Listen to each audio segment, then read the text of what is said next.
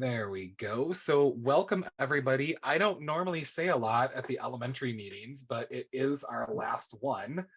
So, Lindsay and Phil and Joy have given me just a couple of seconds here to do a quick wrap up of things. And I will try to make this announcement one more time at the end for people that might join in between. But if you're looking for sketches for this program, good news is we were approved for most of the sketches. We were not approved for all five of the sessions. We were approved for four of the five. And that is because of how late we ended up having to apply for a variety of different reasons. But you can get up to 11 sketches for this, which is still not a small number. And all you have to do is get the sketch form that I sent out via email, which is also on my screen right here, sent back to Mandy Laninga. I believe I put it in the email, but I will send all of this out again afterwards just to make sure everyone gets it. And I will include the email address there. And so what she'll do is she will go through and do all of her normal Mandy stuff, which is going through and making sure we've got the Zoom logs that show when people came in and came out. That's how we approve attendance. But she will go through these and she'll get them awarded probably in the next 2 or 3 weeks. So definitely before June. It might be the first couple of weeks or mid-May. So if you submit this and you don't hear anything by mid-May, feel free to reach out to me and I will gladly get them. I will gladly check and see what any holdup might be. And I know that some of you who are not here today, although could be here later, teach multiple grade levels or you might move around. Just want to put a small plug in that Phil and I next year are going to be doing 5th grade and 8th grade Giants rollouts. There have been some small tweaks to some of those units, and we added assessment. That's the new value add this time around. So we're looking at doing a similar format, only the nights are going to be pretty much back to back for us. So we'll do 5th grade one night and 8th grade the next. The big thing that we're going to look at possibly doing is shortening it from 4:30 to 6:30, and then leaving that extra hour as a, hey, we've got extra questions. We need some extra support or guidance. I particularly think about 5th grade has the simulation game that I get hundreds of emails on each year. Like, hey, this is really cool. What do I do with this? I'm confused. So just kind of spread the word with your colleagues. So we'll be doing 5th grade and 8th grade next year, and more info will be available soon. So that is it for me. I'm going to turn things over to someone point at your face if you're the first one. Okay, I'm going to turn things over to Lindsay. That's way more professional than I'm going to turn it over to Phil and have Phil say, it's not my turn, Joy. And then have Joy say, it's not my turn, Lindsay. So, although I've now just done that for you on your behalf. So, I'm going to shut up now and turn things over to Lindsay. Lindsay, take it away, my friend. Dave, the best part about that is now you have a recording of yourself doing all of that, so that makes it even better. Good evening, everyone. Thanks for joining us. Dave's hanging his head. We know that this is such a busy time of year, so thank you so much for taking the time out of your evening and possibly missing out on some sunshine outside to be with us. Before we jump in and get started, we just have a really short inclusion activity to just kind of get us connecting as a social studies community. So the question I'd like for you to think about right now, and we'll take some turns like going around and answering, is what inspires you to kind of make it through this final push of the school year?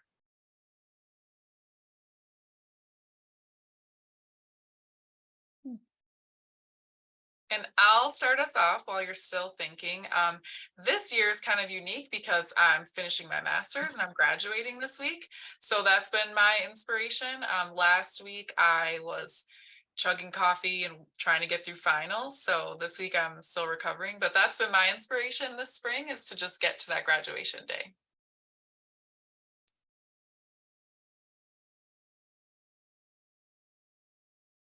I'll go. My inspiration, I have the nicest, sweetest, most wonderful class, probably my second favorite my entire school career. And they're just wonderful, sweet little people. And I love being here with them every day. And we are in the throes of testing season, which usually just really sucks and drains me. And they 100% of my kids are proficient in MSTEP ELA. So that was a happy thing. And I have second and third graders.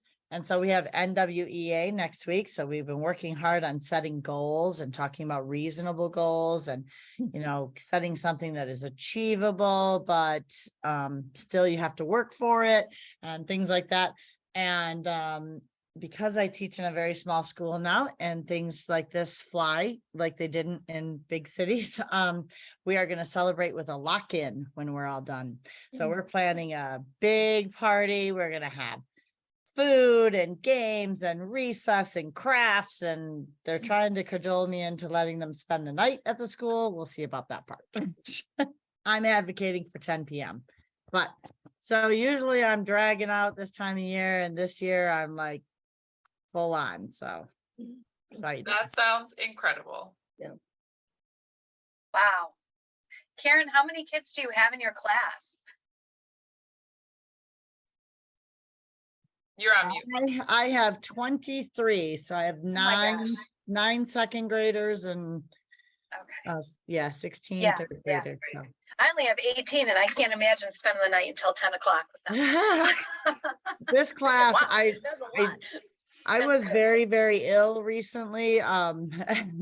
Like I'm hardcore. I don't ever miss school. I am never absent. And I went into the office and I was completely doubled over. I'm like, is there like an emergency sub, anyone that could cover my room? And I was told no. So I hobbled back to my room and I said, okay, so we read Because of Winn-Dixie earlier in the year, and now we are going to watch the movie. And I laid down on the floor with my kids, and one of my students said, Mrs. Pelletier, we know the routine. We know that at 1:30 we go to recess, and 1:45 we have snack, and we dismiss at 3 o'clock. So you can just go home and we can take care of ourselves. I'm like, that's very sweet, but that's illegal. But they totally could have, like, they really could. They are really a very nice class. So That's awesome. That's very good. I have a nice class too. I'm just ready for testing to be over. It's just the worst part of the year, and I'm looking forward to the end of the year when we can just have a little bit of fun.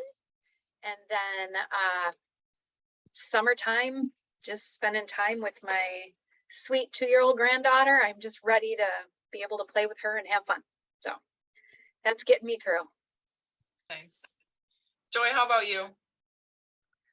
I think I have a really sweet class too, and I love seeing just how much they've grown from the beginning of the school till now. And then you've built those relationships and you form those bonds, and then you have to let them go. So it's kind of bittersweet. I love just seeing how much growth they've shown, and their personalities have just come out, and so it's just kind of fun to see all that. So I also will be glad when testing is done, so that we can just get to the celebration part of it. So see, I get to keep 9 of mine. that's true. Now, there's one I wouldn't mind. Like he's very sweet, but he's that Mhm. or does not know the purpose of a chair. I have one of those. Yeah, I have one of He those. hasn't figured out what the concept is behind a chair. So Mhm. Optional. Yeah. yes. Dave or Phil, do you want to share? I am getting my ed specialist degree right now, and I just completed my law class, which I'm waiting on the grade for, but I also did my practicum, which ended up being at 5 different schools with like 6 different supervisors to put it all together. It felt like a patchwork quilt. None of the work really felt connected, but I just like 10 minutes before opening this Zoom got my feedback from my professor, and I nailed it and got a 4 point. And that is the biggest part of this degree. So it's now smooth sailing to December and graduation. And then I don't know I'm ever going back to school again.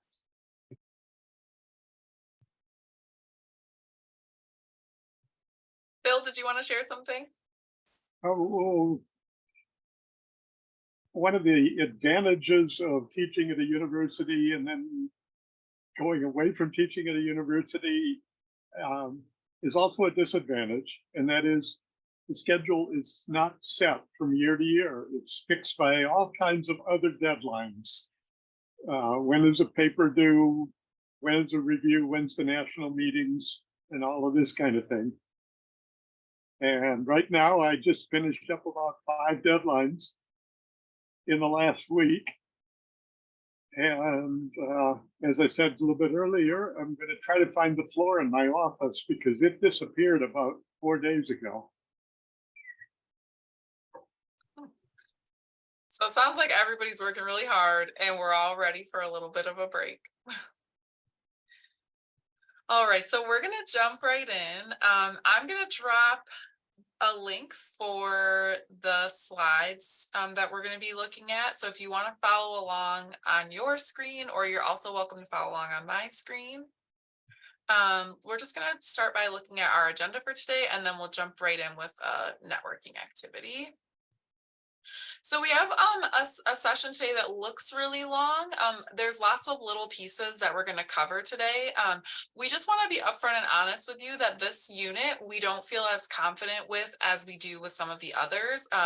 This was a unit that was kind of interrupted multiple times by just some development issues and COVID, and then the aftermath of COVID. So we recognize that there's some areas here that need some further development. So we're going to share with you the parts and pieces that we have.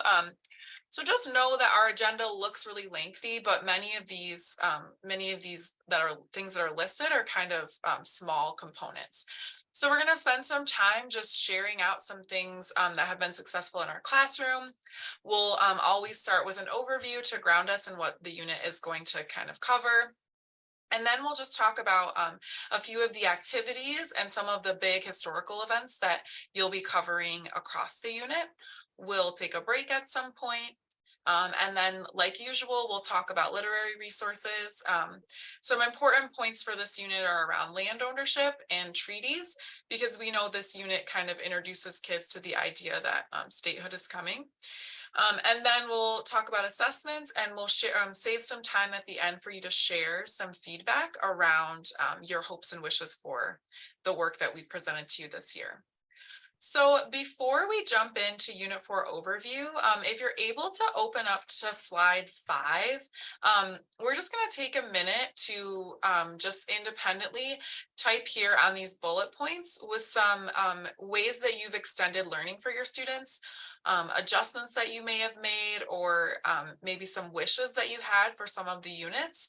So we'll just take maybe 2 minutes to do that independently, and then we'll do a little share out where we can kind of talk and share our ideas together. So let's take about 2 minutes, and if you're not able to type on the slide, just let me know. I think I gave you editing rights.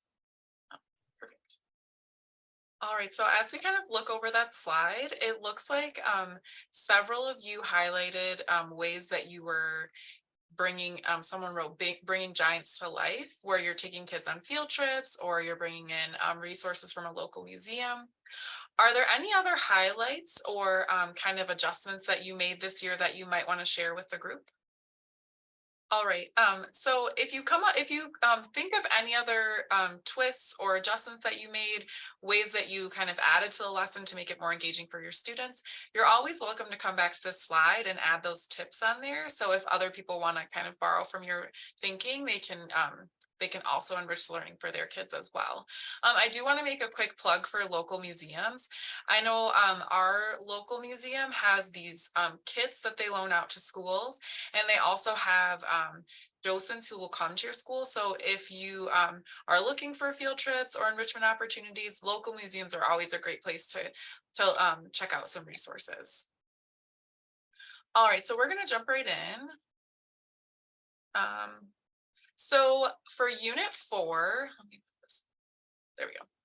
So for Unit 4, we've been kind of spending the last few units, we took some time to figure out what Michigan is like and why our state is special, and that kind of blended present day with the past. Then in Units 2 and 3, we really spent a lot of time getting to know the Indigenous people and really envisioning what life was like for them. And we know that towards the end, middle or end of Unit 3, there were some other people who started coming to Michigan who kind of made the indigenous people who lived here have to kind of adjust to this new way of life with these new people. So in Unit 4, we're really going to be thinking about population and economy. Up until now, we know it was mostly the indigenous people and then some traders and soldiers. But now we're starting to introduce the idea of migration and also of creating or of growing an economy. And this unit is going to bring our kids right up to statehood. Fourth graders will pick up with statehood, Michigan history from statehood and beyond. So the compelling question for Unit 4 is, how did people learn to make the population and economy grow in Michigan? And you'll spend some time across 3 supporting questions really investigating this. So you'll look at factors that cause people to want to move to Michigan. You will also think about some kind of political factors that made it easier for people to move to Michigan and made it easier for people to own land here. And then you'll kind of fast forward to the present day, and you'll think about different ways that people living in Michigan kind of make money and create products. One important thing to note about Unit 4 is that there's a lot of like technical vocabulary that your kids may not have had experience or exposure to before. So you'll find this vocabulary document linked on the lesson overview page for each of the 3 lessons. And then I just wanted to resurface some of the resources that you may have used before. So this is a Frayer model with the 4 boxes that you can use, to really examine one particular vocabulary word. And I believe we looked at that maybe when we talked about Unit 2 or Unit 3. So Frayer model is a great way to kind of dig into some of this more complex vocabulary. And then I also just wanted to share an online tool that you could use to do kind of some concept mapping, and that's Poplet. Has anyone used Poplet before? So it kind of became popular when we were all online during COVID, but it's a really fun tool to create these webs. So you can have pictures, videos, audio clips, words, and kids can make these webs where they're linking words, concepts, and ideas. So that's another really great way to kind of build some vocabulary work into the unit. And that is a web-based tool, so you don't have to download any apps, and it is also free. So I used it with my students when we were online with very little teaching, and they caught on to it pretty quick. So also in the unit, you're going to revisit the resources that you spent a long time studying in Unit 1 and Unit 2.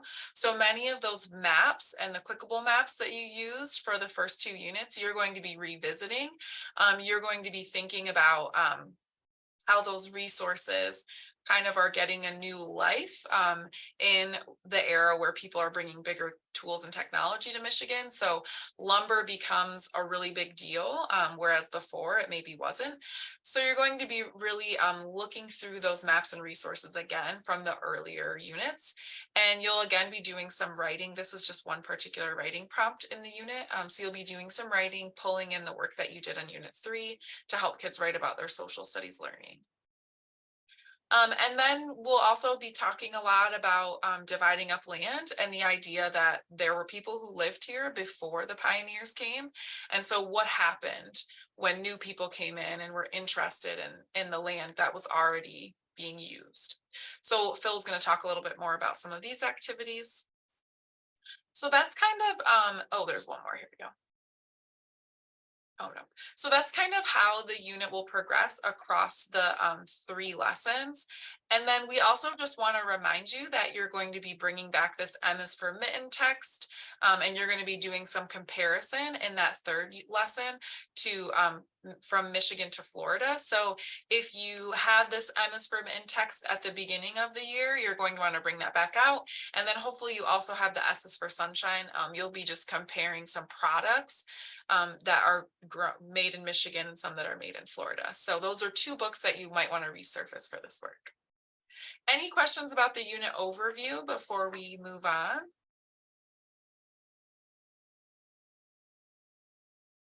All right, so I'm going to turn it over to Phil. He's going to share a little bit about a timeline activity that you'll do to kind of launch the unit. Okay. And do you see a timeline page? We see a timeline page and we can hear you. Yeah. Well, that's progress, isn't it?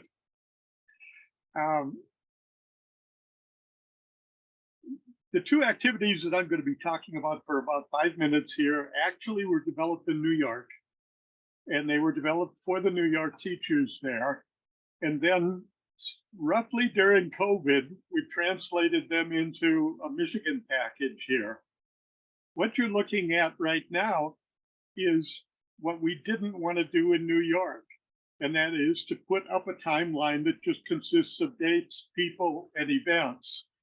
And the thing is long, it's intimidating, it's irritating, and it's way above the short-term memory capacity of most teachers and kids, especially in the spring. We just didn't want to do that.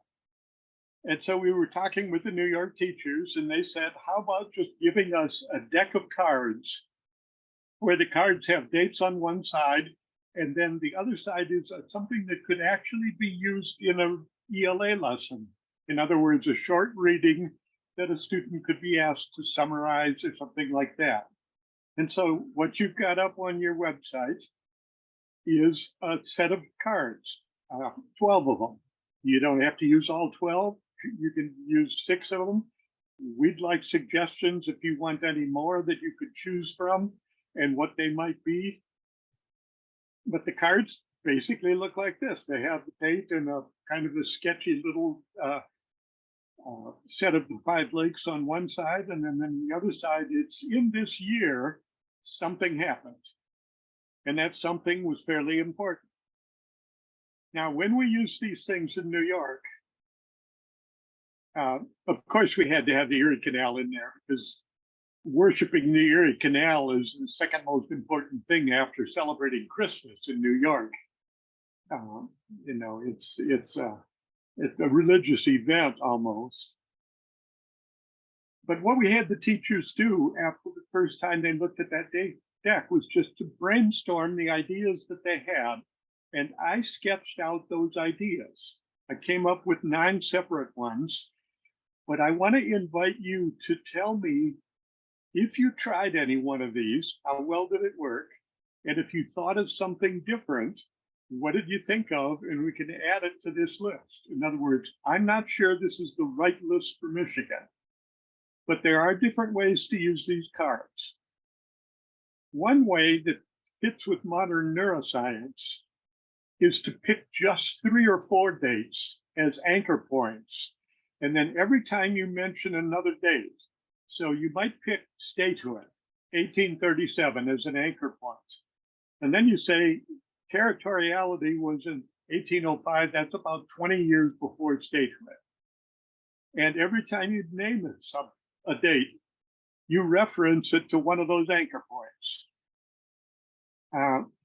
And like I say, there's some good neuroscience reasons for doing that.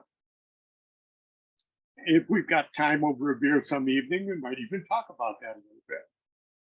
A second way to use these cards is to make a timeline and put the cards down with the date out, and then ask the student, what do you think happened on that date? And then flip the card over.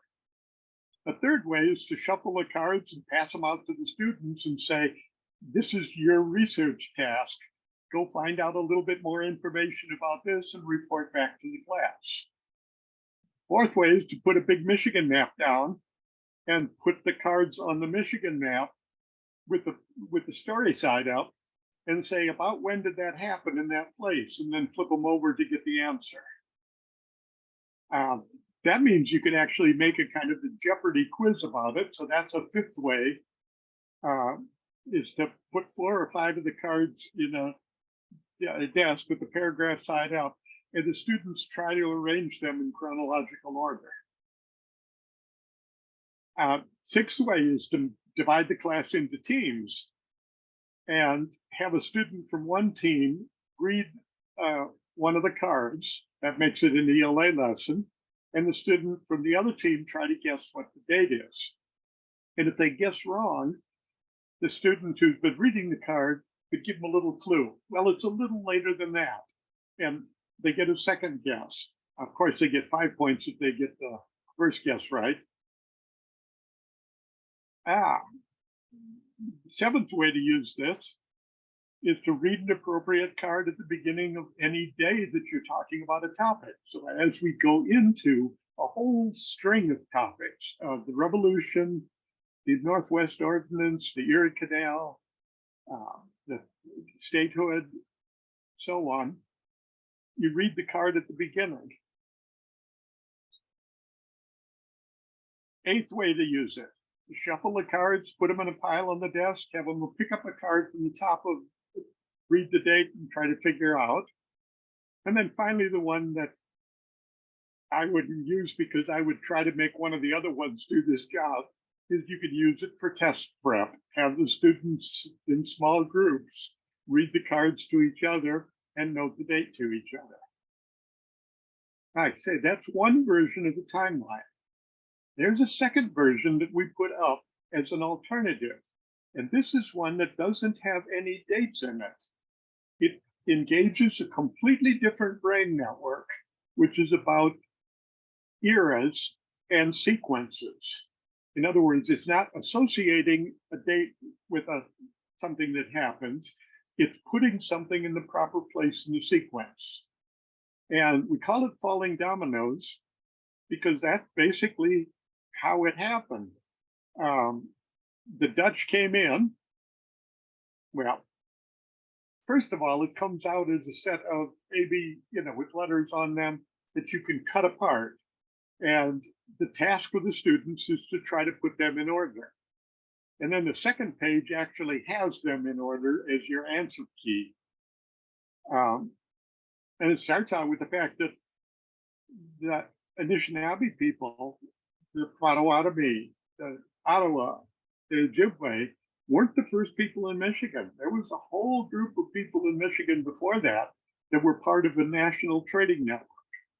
And that's what that farmer shrimp activity was about back then, was a trading network. It was pre-Anishinaabe. And then the Dutch arrived in the eastern part.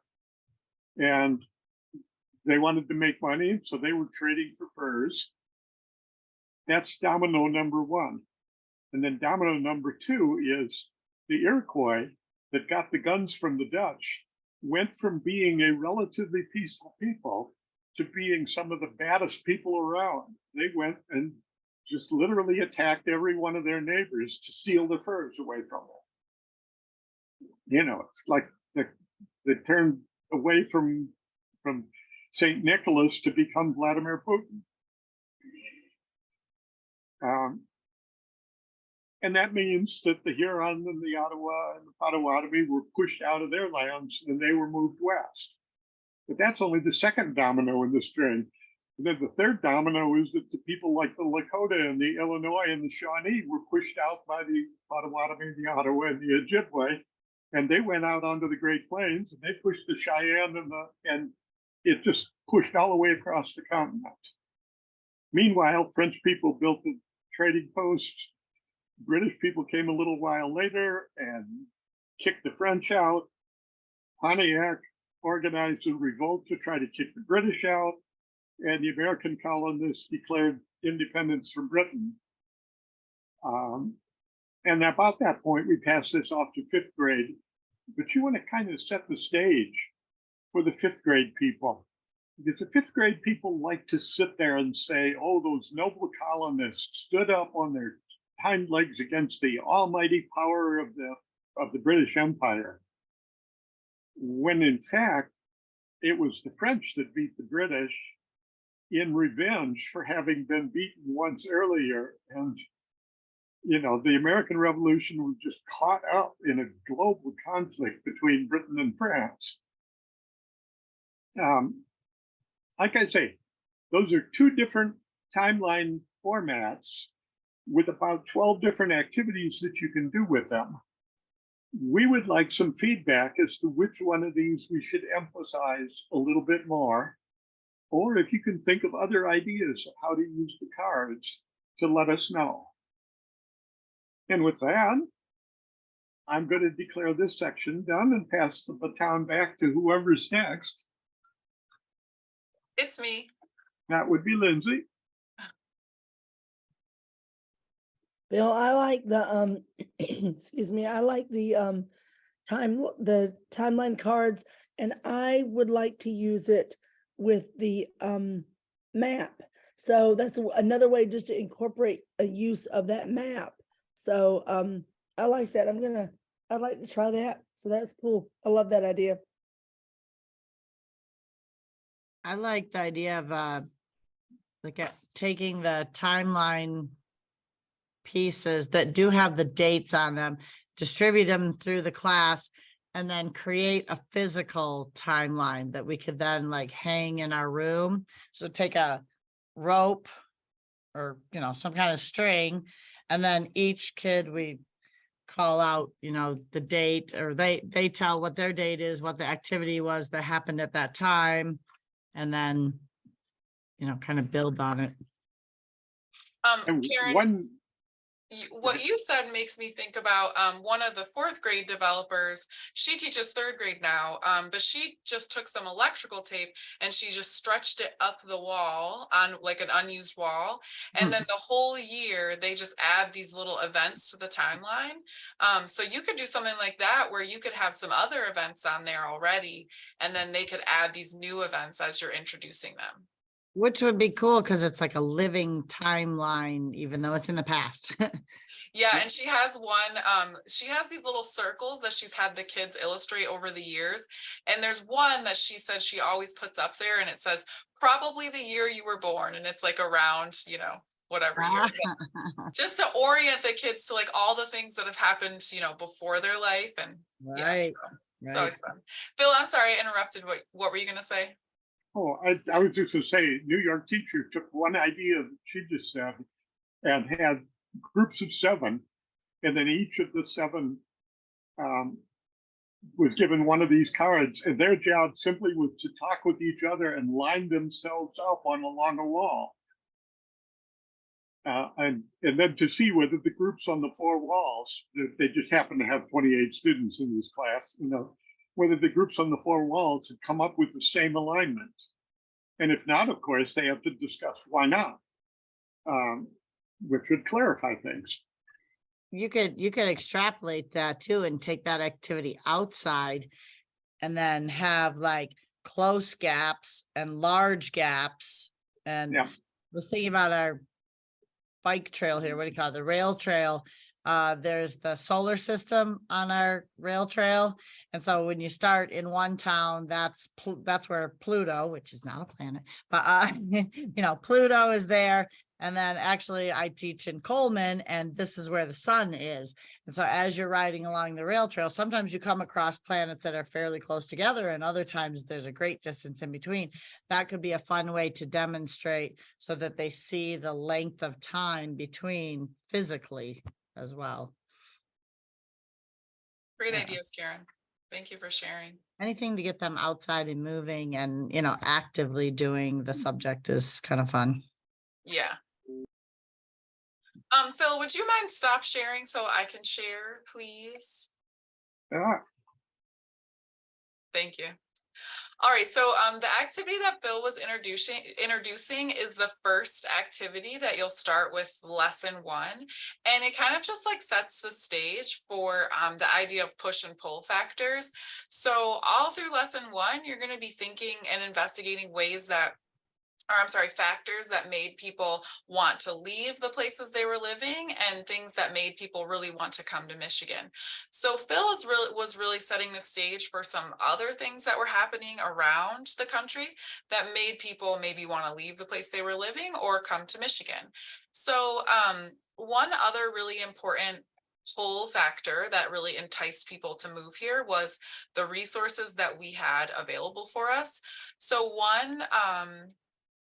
one thing that you'll investigate in lesson 1 is what makes a resource. And this is just a really short PowerPoint that you can kind of make a copy of and have kids type right on this PowerPoint. So this could be their workspace. But you'll just investigate this idea that there are all these resources here in Michigan. We know we've got lots of fish, we've got maple syrup, we've got lots and lots of trees, different kinds of trees. We've got this really nice fertile soil. But those things couldn't be used unless you had the tools or the technology that you needed to access those resources. So you'll just introduce this idea that a resource is only as good as the tools that you have to use to harvest that resource. So we know in fourth grade, the students are really going to dig into the lumber industry. And we have to introduce our kids to the idea that there's a reason why the Anishinaabe people didn't live in log cabin homes, right? They didn't have the tools that they needed to harvest these huge trees. There's a reason why their homes were made of small branches. So you're just going to talk about the idea that resources require tools, and you'll kind of bounce back to this trading post picture, because remember, this is where we really reinforce the idea that the Anishinaabe didn't have steel tools, and there were certain things that they had to work with and certain things that they didn't, right? Like, you're not going to be able to harvest a giant log from a white pine tree if you don't have some type of axe, right? So this is just a short activity that you'll go through with your students. It's about 10 slides long, and you'll just have them really think carefully about all of the resources that you've introduced through all of the units and how they really needed more than what they had. So as the pioneers are moving in, they're bringing tools that kind of unlock some of these resources. Like, they're bringing the technology that they needed to be able to harvest, or to be able to plant and harvest crops on the land, or to use the abundant forests that we had here. So that's kind of what you'll work through. That's kind of what you'll work through towards the middle of lesson 1. And then you'll also do some work thinking about push and pull factors. And we just want to make a plug for My Open Book, because they have a lot of really great interactives in there around push and pull factors. So as you're investigating this idea of resources and technology, we would suggest that you also check out those pages in My Open Book, and they're linked right in the lesson. Any questions about that?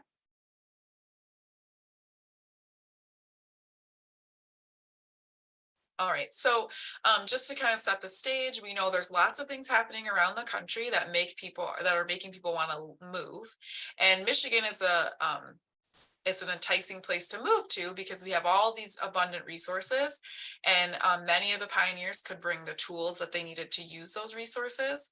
And then we know, as Phil said, that the Erie Canal was being built, so that made it easier for people to move all the way out here.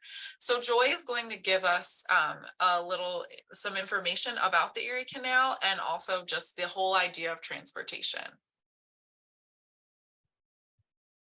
You're on mute, Joy. All right, you'll have to excuse my voice. It's leaving me. But the Erie Canal was just such a big deal. It's kind of like the internet, it just opened up a whole new world. And so with the Erie Canal, before Michigan could become a state, they had to have 60,000 people, and they had to have a state constitution. And this Erie Canal opening up paved the way for Michigan to become a state. So I have a slide that wait a minute, Lindsay, I think I need to be able to share my screen. Yeah, I just messaged Working you. on it. Sorry. Yep. That's Oh, okay. okay, it's okay.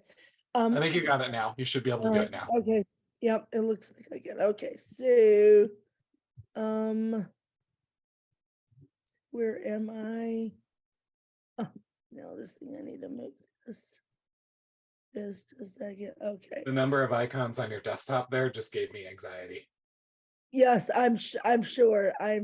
It does my husband as well, but I can find it. So hey, back off.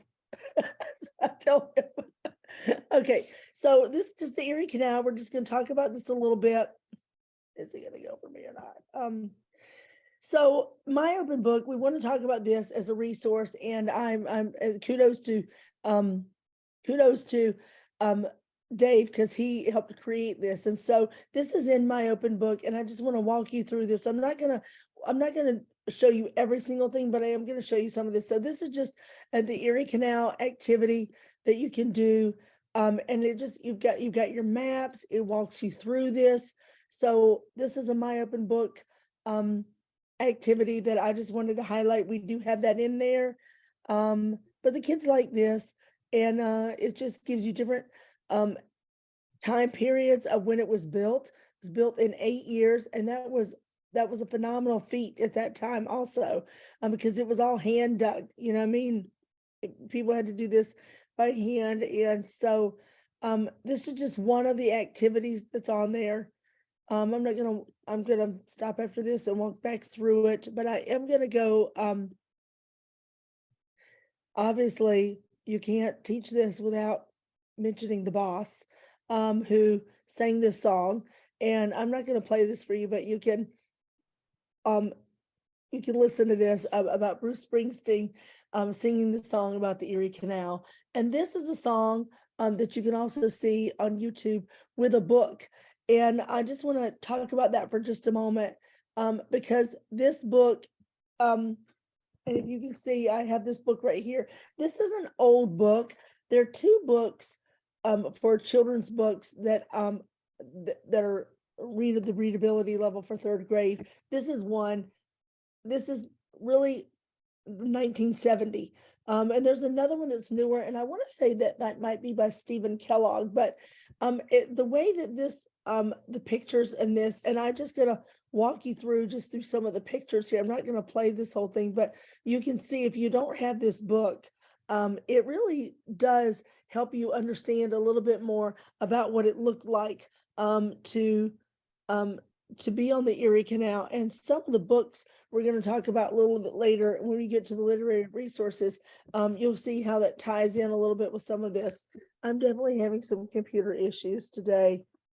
So I don't know how much this is going to show, but I am going to show you. And it just kind of goes along with the song too. And on a day like today, when you lose your voice, it's a good time to use something like this so that you can still show them the Erie Canal and the song. And they talk about low bridge, everybody down. Well, because there were low bridges on the Erie Canal, and that's what that was like a little bit. And it just shows you the tow bridge. It shows you it was not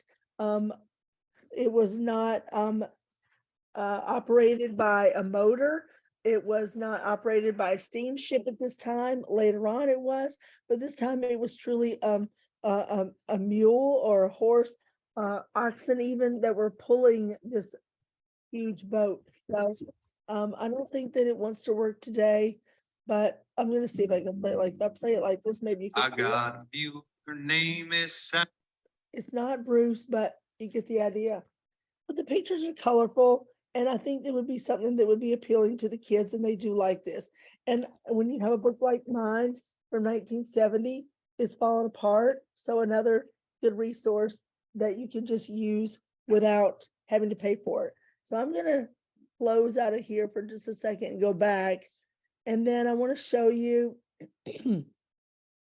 this is an article that is, because I feel like for one of the goals that we had was to make sure that we were exposing students to not just books, but also to articles and other things that it's not just always going to be a book, but articles as well. So they can see that format and some slideshows and some videos as well. But this is the Erie Canal article, and we are going to share all of these with you in the end here. I am telling you what is going on with my computer today. Gonna give this a minute. And Do you have any suggestions for like first person accounts of like maybe someone who helped build it or someone who that would be really good. I'm gonna write that down. That's a good idea, just to see about what that would be like. And I as I was looking through this, I was like, I wonder how it really affected these towns, because these towns that it was created through, because they were small towns. And I mean, right in the midst of all that, what that would be like. So that's a great idea. Well, Um, and it would be nice to hear accounts because it Primary most resources. likely wasn't wealthy white men digging the canal. Yeah, well, I am So- going to talk about that in just a minute. There's one piece of it that I did want to address as well. And this is, of course, we have an ad here. All right, so this is the Erie Canal, an article on it right now. It also gives you a little, just a little bit of a guide of what pioneer living was like when they got here. What were some tools that they used? This is like an old mousetrap. And I find this is always really interesting how they are decorating their home. And this is a wreath made of hair. I guess to each person his own, but that was something that was part of the culture at that point. The other thing about this is with this article, you can print this out if you want to. And so it's not just something that's on the computer, but so this is just another resource that you can have, as well as what pioneer living was like. We also have this slideshow, and Phil created this, and this is in here. There are 80 slides here. So I feel like it's in 3 different parts here. So I'm not going to do all of it, but I do want to show you a couple of things here, and I'm just going to use it like this. So the first part of this is like, why do we need an Erie Canal? You get a map. You really get like, where's the best place to dig the Erie Canal? And some of these pictures are really great because Phil lived in New York, and just that first, that experience with that, he was able to bring that to the table. And it's like these small towns like this, how did that impact the Erie Canal? Why did they choose this route? And so, and I love these little markers as well. But then they ended up, what was the best resource really was to go, the Erie Canal was through this route right here. And so they ended up, and so this is all the first part of this. But then, after this part, then you go on, and then it talks about the locks. And I love, like right here, and you can totally see this right here, especially in this next slide here, the canal boat, you got, this is the towpath, the lock gate. And I think that's interesting because people might have heard like the Sioux locks and things like this, but I mean, it was interesting because my family and I went to in Ohio near the Cuyahoga National Park, and we stopped, and you could see how boats could go through. And at first it was like 4 feet wide. It did end up getting expanded later on once they saw the how meaningful and impactful it was. So again, another towpath. And this is a modern day lock, so you can see the comparison of the two. And even if you really want to, in here, you can go and they'll show you how they go to locks. And some kids find that fascinating. That's just the way their brain works, and they really like that. So then there's another part of this that, how did the pioneers come? And now that the Erie Canal is built, how did that impact things? And how much could it carry compared to a canoe, compared to a horse, compared to a cart or wagon that you're going to use? And yes, you can even have the cart and wagon that's huge, but there's no roads at this point. I mean, if you're pioneering, there's no paved roads for you. So you're going through swampland, you're going through cross-fording rivers. This boat made all those things possible. So you can see how much a person could carry versus a horse and a canoe versus a wagon versus a canal boat. And I think that really brings it to light a little bit more, like, whoa, you could get a lot. And for a while there, it was passengers that were coming first. And then later on, as the railroad came, then it was used more for cargo. But it still was quite impactful. So you can just see the comparison of this as well. And if you are a newcomer to the United States, or you wanted to go west for pioneer living, and have your own home, then this was definitely the way to go. And it opened up the possibility for you to be able to do that. So, and then because of that, people built the factories around here, and lots of things began to change. So, you can see the different factories and houses that were built up around the canal stops. And so I thought this is just really interesting. So there's a lot to this, but this is included in Giants as well. This one is, I thought this was really interesting because I don't know if you watch Sunday morning, the news. There is a news show, and I really like CBS Sunday Morning. Yes, I love that That's show. my I love favorite it. show. It is so good. And so this video is from there. And I don't want to play this whole thing because probably my computer won't work, but I also want to just show you, it really does bring it home, and it tells you about who does build the canal and how that was. So I'm gonna see if this will work a little bit. Get and show you 50% before off that. with Wayfair's Vegas sale of the year. Shop bedroom, kitchen, and dining furniture. Even though the Erie Canal quite literally helped shape this nation. It's the 200th anniversary also. So you can see they're going back in time and how it was 200 years ago. But again, how is it even utilized now? You can still go, they talk about this one guy who is, he still runs the locks that are 100 years old. And what a cool job that would be. So he, and they just talk about now, a lot of times now it's just used for tourists, but you can take a boat, you can go through the locks, and you can try all that out and see what that's like. But he talks about, this is the 200-year anniversary, and what it was like from the beginning, and why they built it this way, and to the current day modern purpose of it.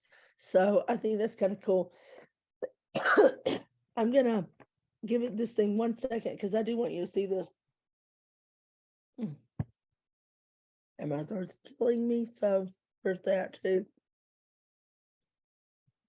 I'm so sorry. Joy, oh, I was just saying I was sorry that she feels that way because I've been there. That sucks.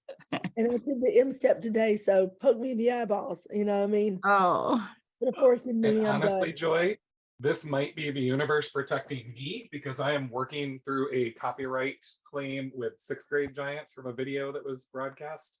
And I thought everything was taken care of. And then all of a sudden that video is no longer on YouTube. So this might be for the blast.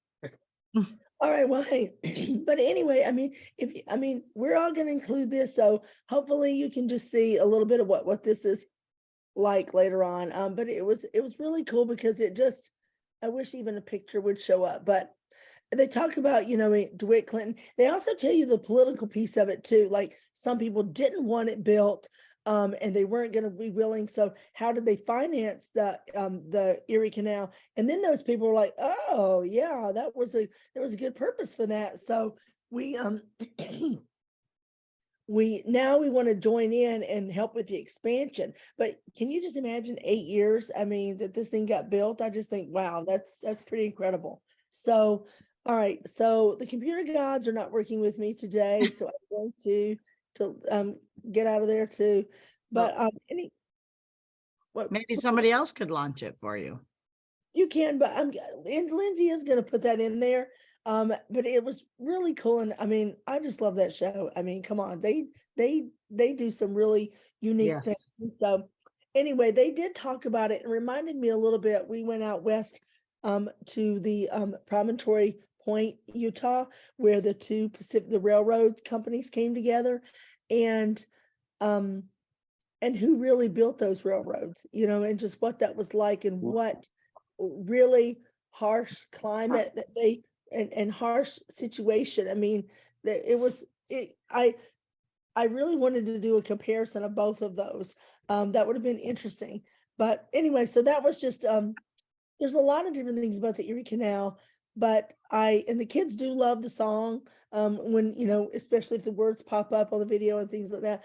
But This is what so many people oh, hey, think of something's first. happening, something's happening. Now Let's comes see. up in conversation. All right, my intention was not to show the whole thing, but they just do such a good job with their art, with their work. So anyway, you got to see a little bit of it, and I loved how they incorporated, that it did help aid with freeing slaves and with the Underground Railroad. So anyway, there's it was a big deal, and it did help Michigan to become a state with the pioneers coming out in this way. So yeah. So any questions or anything?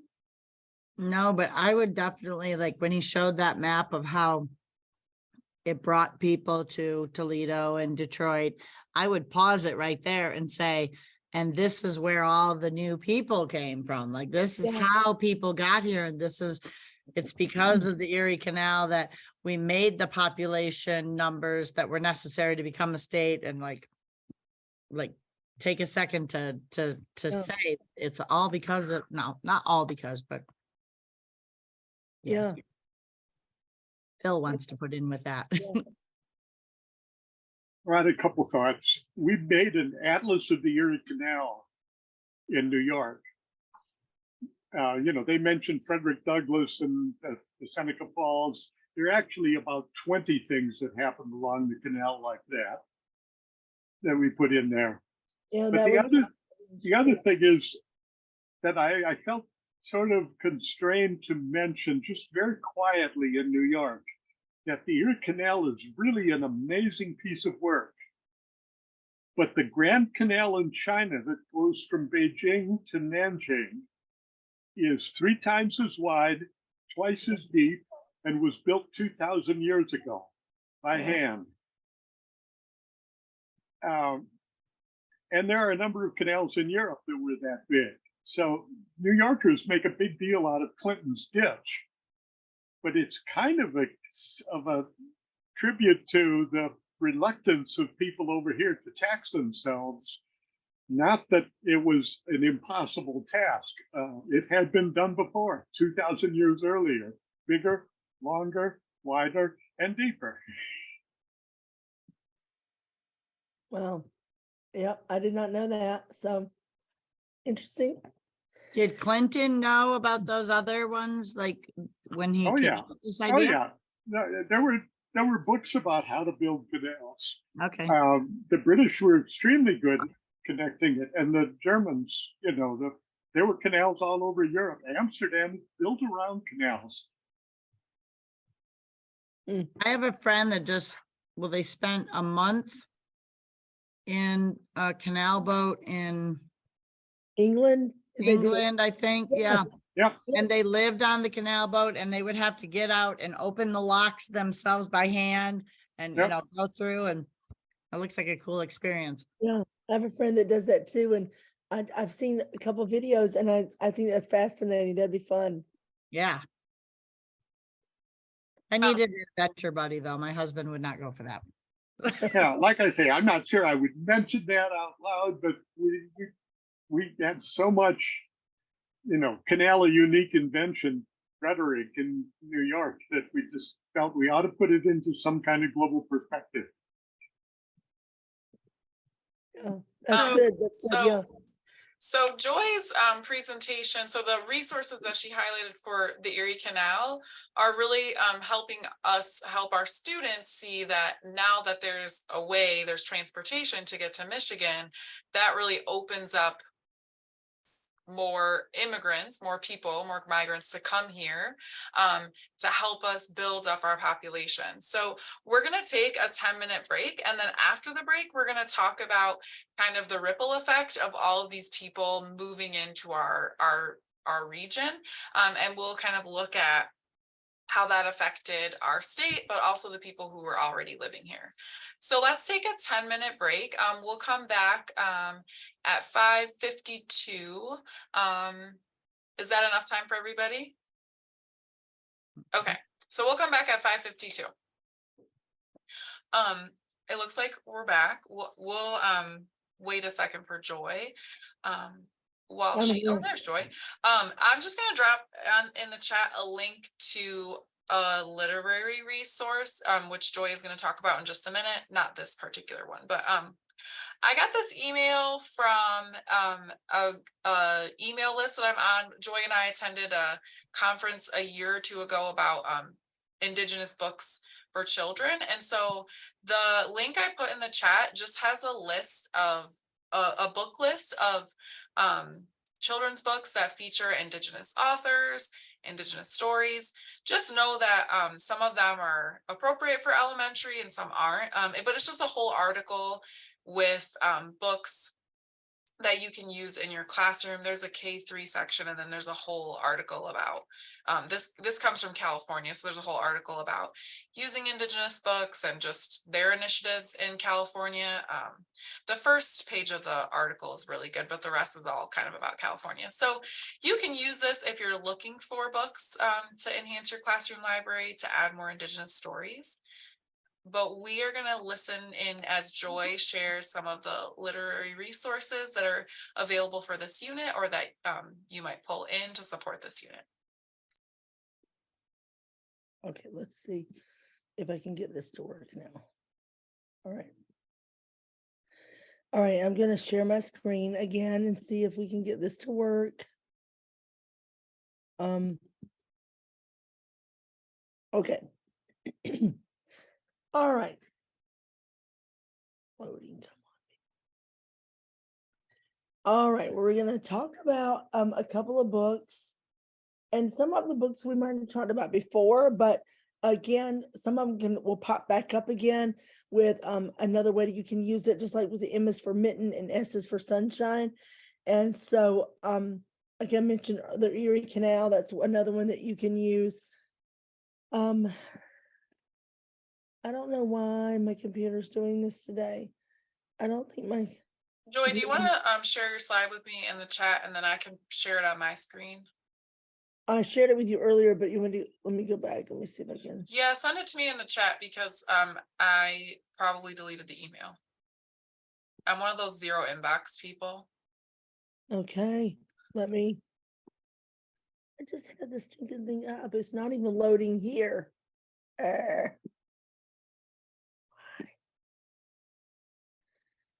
Oh my gosh, let me get out of here altogether.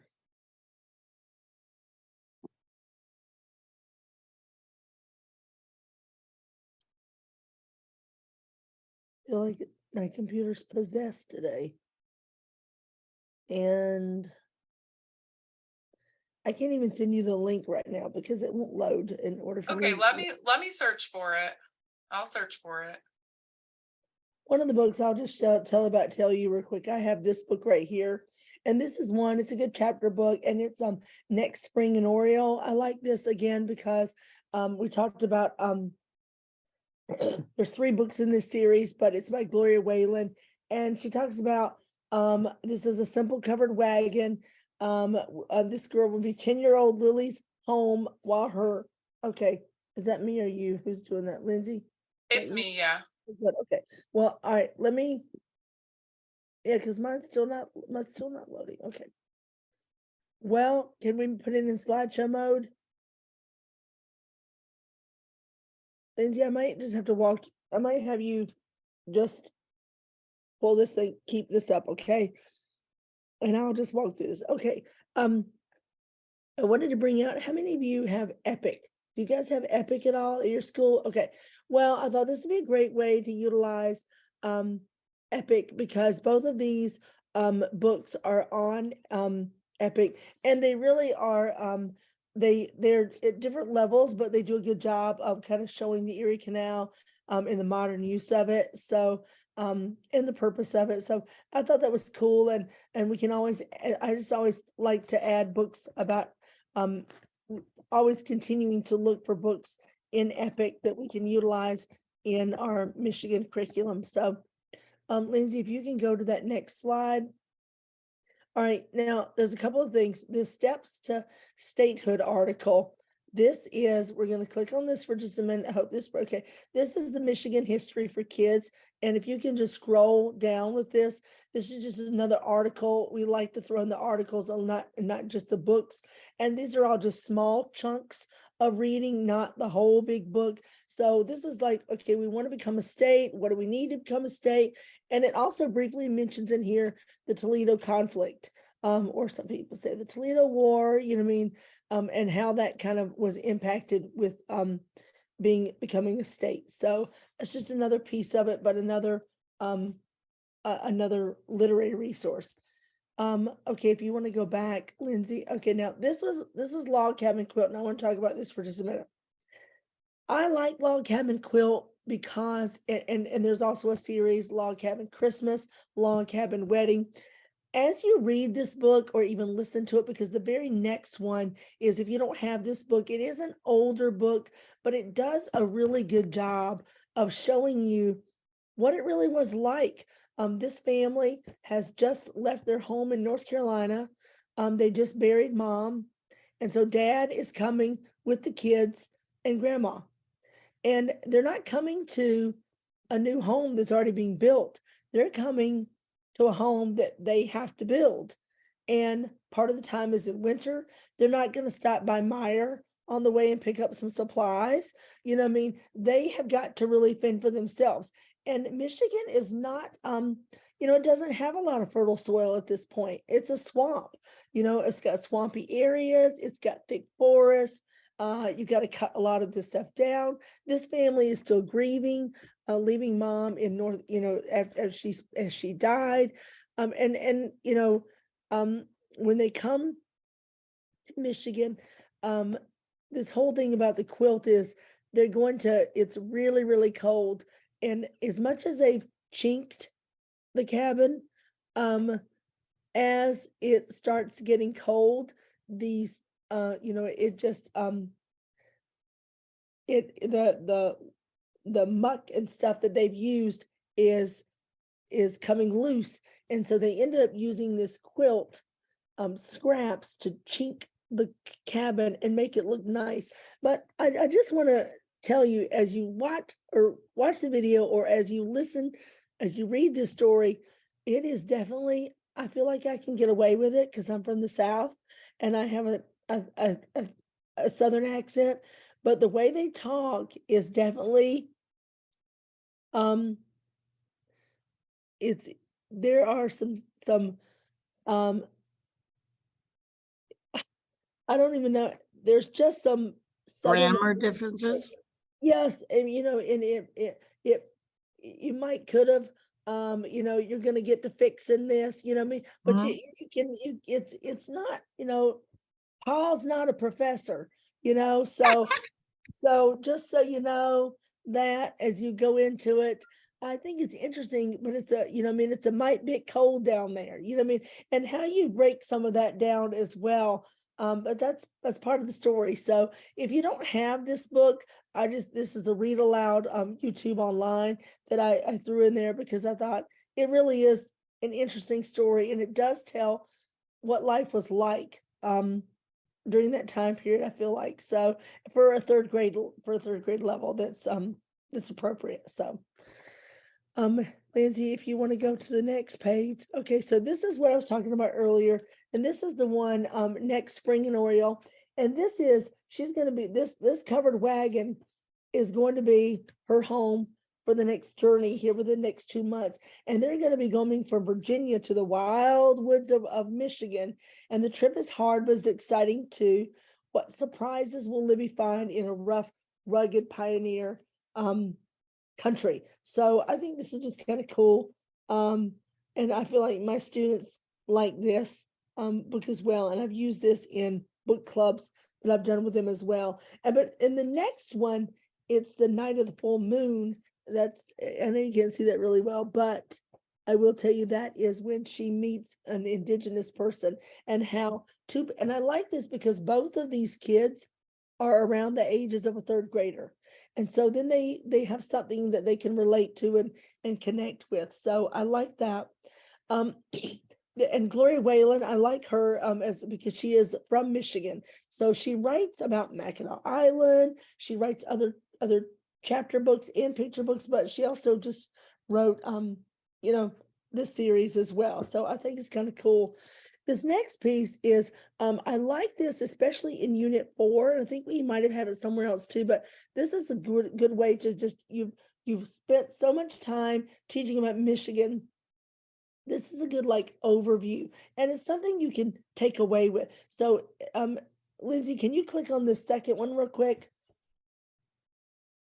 And we're just gonna do a quick scroll. And it's kind of a coloring book, but it's also I mean, there's some reading that you can do, and I mean, and really third graders don't get to color that much, you know what I mean? So this is just a fun thing, but you can print out one page at a time. You can print out the whole book if you want to, make copies, but it's something tangible that they can take away.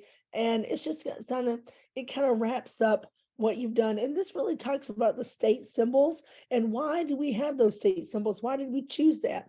And I always love to compare these state symbols to other state symbols. And there's another, it's called stateusa.com, I believe, but you can check out other state symbols. And I'm like, and I always challenge them with which state came up with which state has a state toy. And it's Pennsylvania, and they have the Slinky. You know, that's the state toy. And why does Virginia have a state boat and Michigan doesn't? You know what I mean? Why is you know what I mean? Why does South Carolina have the state beverage of milk? Michigan doesn't have a state beverage, you know. So those are just some interesting pieces of it. But I like this because it just kind of all the things you've taught this year, it's a good compilation of that. This story, Journey of Peter and Anna, I don't know if you've ever read that, but it's a good chapter book. You could read it. I've done it as a read aloud, but also independent, having some kids read it in book clubs or groups as well. This story is really good. And you can see this girl right on the front of it. You can see this cover. She is in traditional Dutch costume. She is coming over, and her dad is already in Michigan, and she's going to come over, but her mom has just died. And how you have burial at sea, what that's like, how she ends up connecting with another family, what life is like for them as they've made it to New York. Now they have to get now they have to get money to get up the Hudson River, and how that part that's fine. But somebody from the port in New York has also said, hey, we're going to go ahead and sell you passage from the next part. And this is when you're on the Erie Canal. Well, they get up to the Hudson River, they go up the Hudson River, and that part's fine. But then they kind of got hoodooed. Okay. And now what are they going to do? Because if they use the money now to get passage across the Erie Canal, then they're going to get to their destination, their final destination, and not have money to buy the supplies that they need, the seeds, the axe, the plow, you know, some of the things that they need to get started. And then if they delay it, then they're going to be getting there like at winter time, and you don't want to do that. So it really comes full circle. And then she does end up connecting with her dad, and they found him. I want to say it's in Allegan, but it does a really good job of kind of showing what this area, the Holland area, is like, especially, but what life was like. Why were they coming to the United States? What was even their reason for immigrating here? And I just think it's a fascinating story. And so, but it wasn't easy. And knowing that mom died, that's another piece of it. You know, I mean, life was not easy as a pioneer, and that realistic piece of it. I think that's also why I like the log cabin quilt, because that was reality at that time. So, I don't know if I have another page. Oh yeah, this right here. I don't know if you've seen these magazines, but I want us to click on. Can you click on that for just a second? This is a resource. Oh, okay. Go back. Yeah. See if topic. Yeah, there we go. So all of these are free. And these are, I just get a chance to check this out, but these are just little snippet articles. And what I like about these articles is that if somebody has trouble reading, or if you have somebody, you have a blind student or things like that, you can just have them listen to this story. And so you can just click play, you can open this as a PDF, you can download it if you want to, but there's a lot of good different articles on here, all about the state of Michigan. And so it just ties in really good with this curriculum. And so we're going to talk about a couple of other articles that I've gotten that tie in, that are from this resource as well. So this is, I just wanted to give you that link so you can go and check some out. And, you know, you don't have to use this just for social studies. You know what I mean? These are great literary resources for a third grade readability level. And the more exposure to nonfiction text is just beneficial. So hopefully that was something that that you can utilize. Any questions or anything?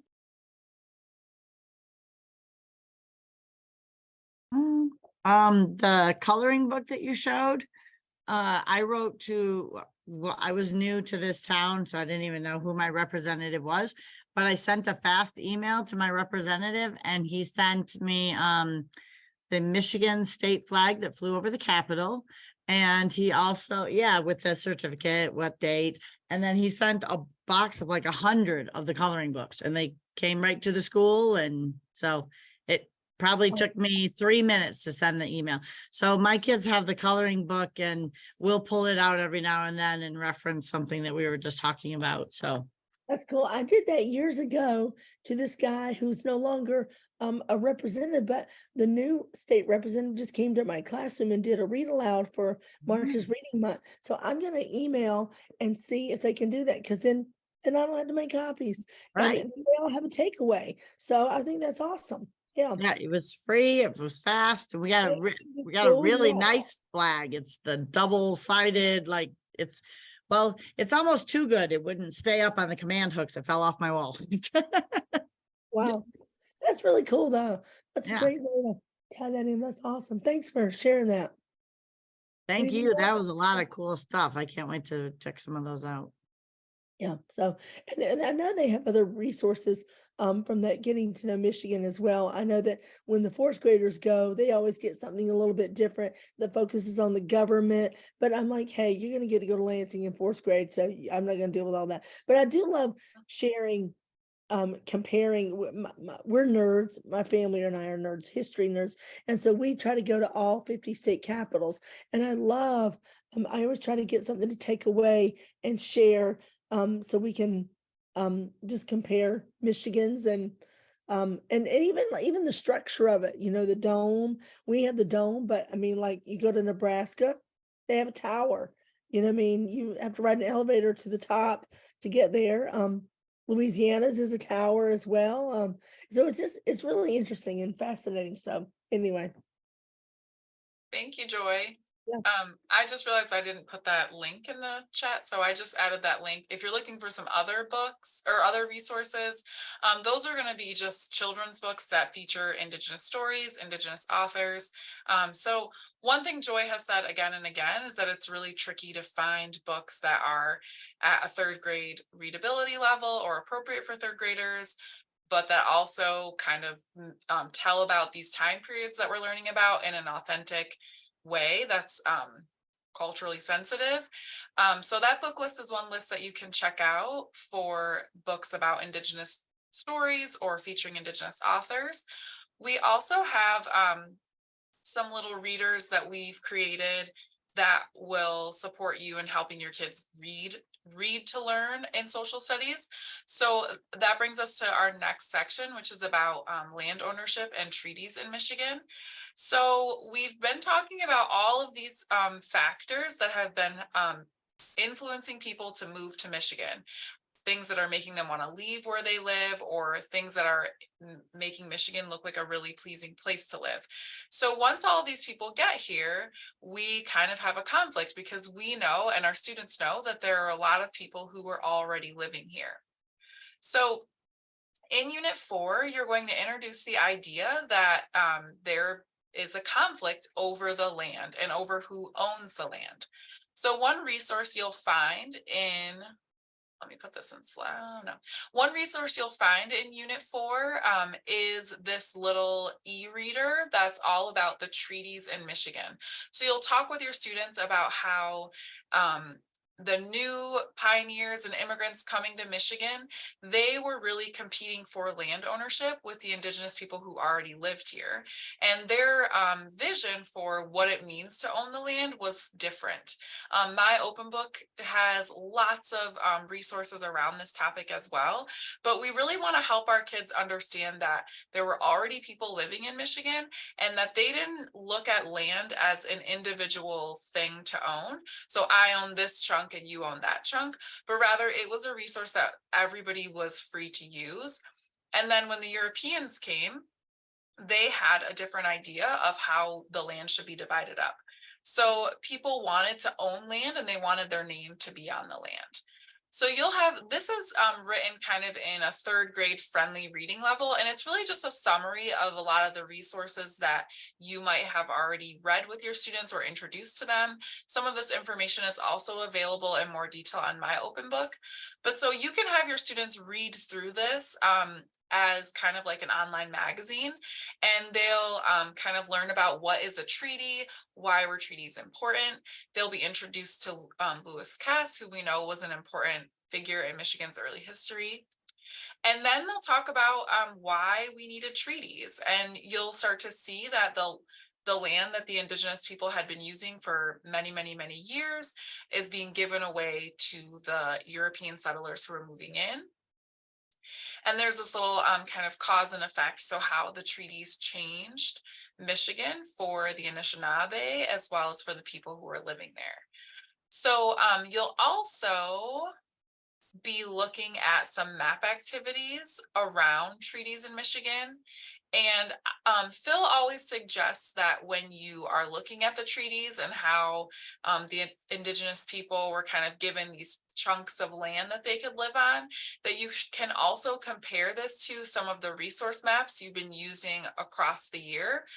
Because as we start to see the chunks of land that the Anishinaabe are given, kids can start to draw connections between the kind of land that they're given. So we know where the kind of farming belt of Michigan is, where it was easier to grow things, and where there's lots of resources and food sources. And students will start to notice that those aren't necessarily the lands that the indigenous people are being left with. So that can really open up a conversation in your classroom around this idea of ownership and kind of around just fairness and thinking about how the indigenous people were affected by all these newcomers. So any questions about those 2 activities? Oops. All right, so we're going to turn it over to Phil, and Phil's going to talk about kind of transportation and agriculture in Michigan, because we know that there are a lot of changing forces in Michigan at this time.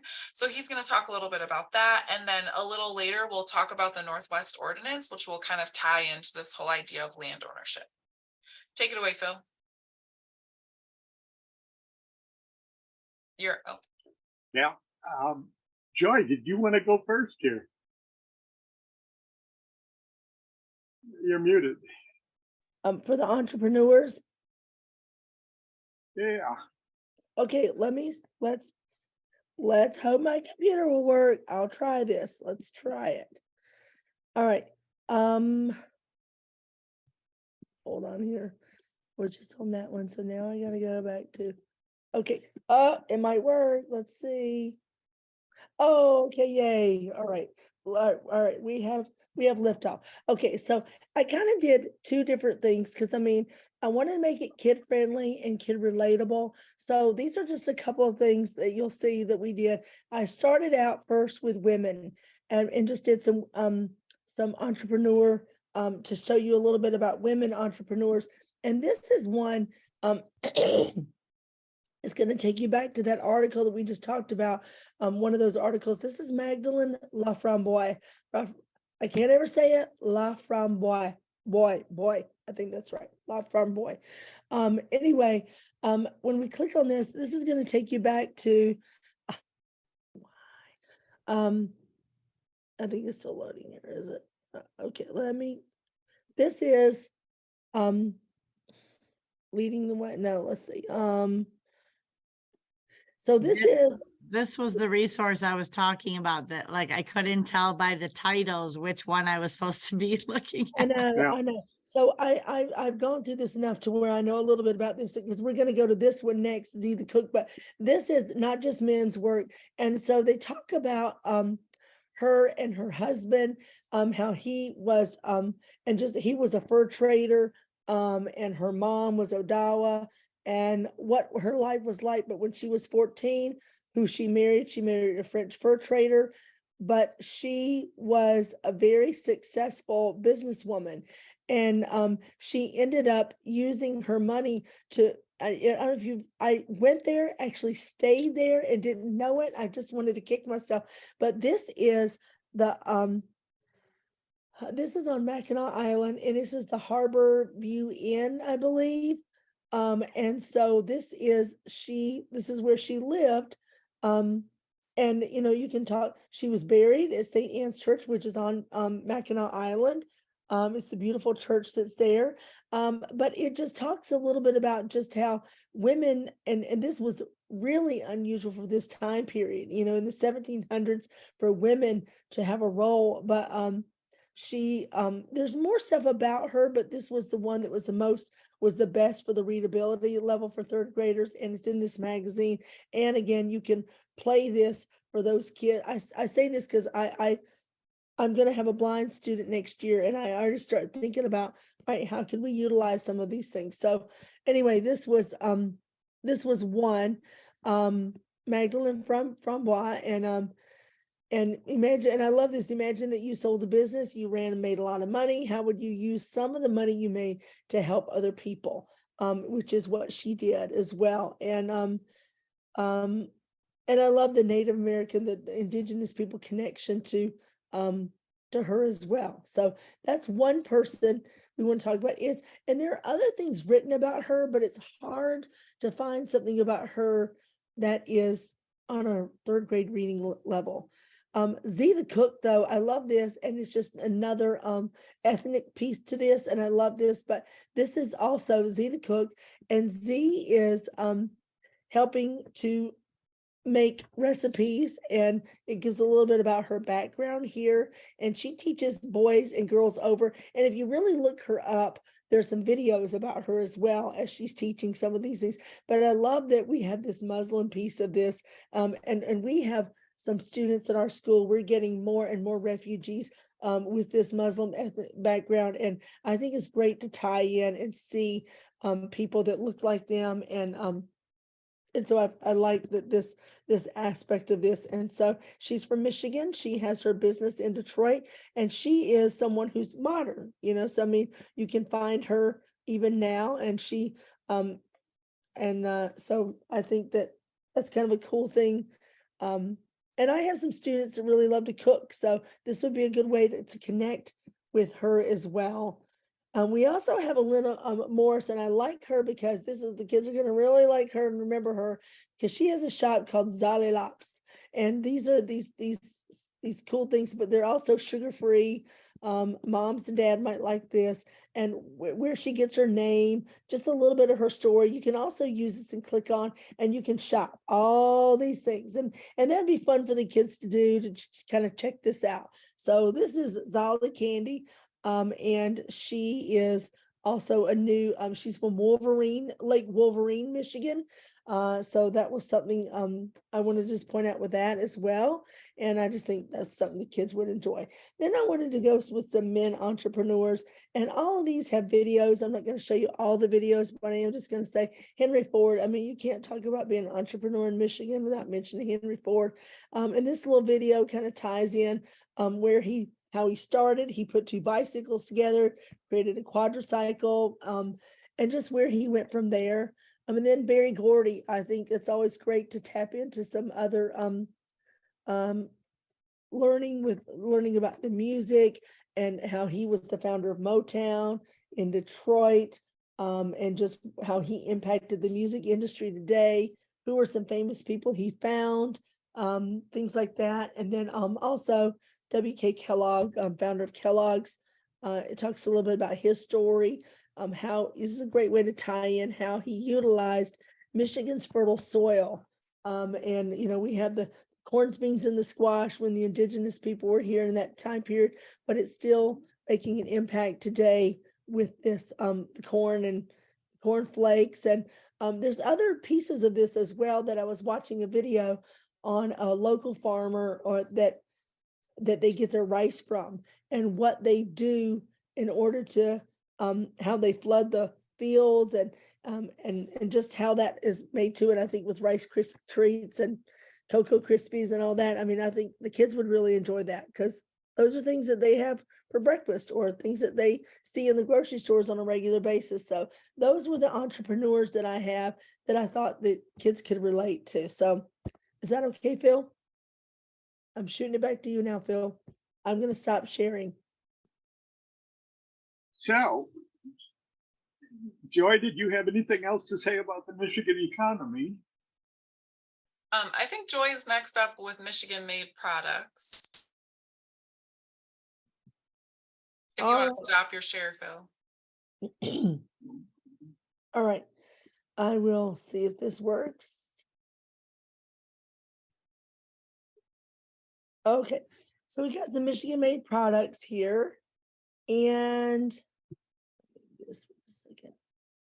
Okay. I just wanted to talk about this again. Michigan makes lots of things, but I'm trying to make it where it's user friendly for third graders, what would appeal to them.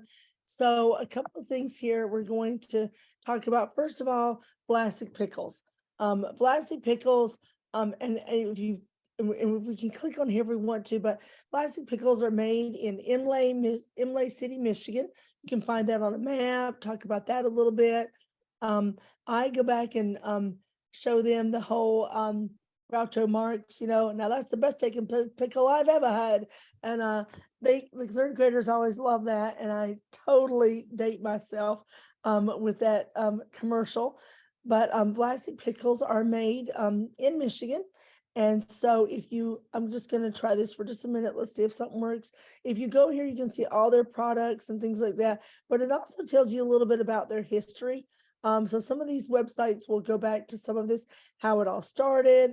I love this, their story. It goes back into the whole commercial, where it came from, the Groucho Marx, all that.